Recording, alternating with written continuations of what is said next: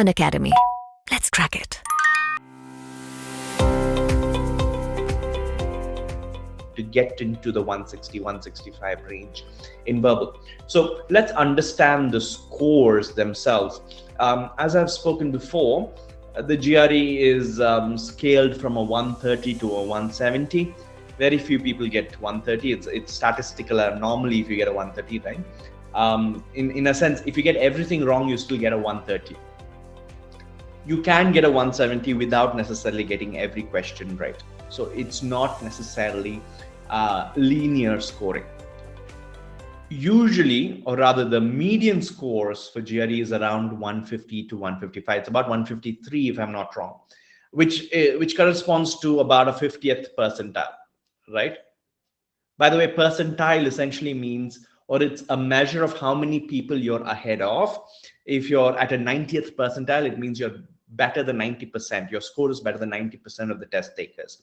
So this number should be really high, if you want to be good at it. So the 99th percentile is the top 1%. You'll realize that the jump between a 140 and a 150 is about 30 percentile points, right? So this is a chunk of 30%. 30% of the test takers are between this score and that score. So you have to beat 30% of test takers to get to that score if you're in a 140 range.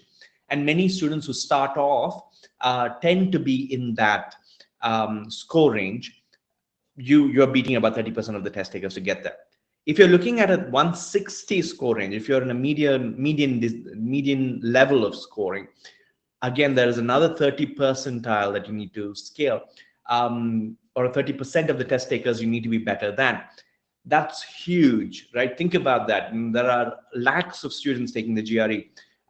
So tens of thousands of students will be in that 30% chunk between 155 and 160 and 165.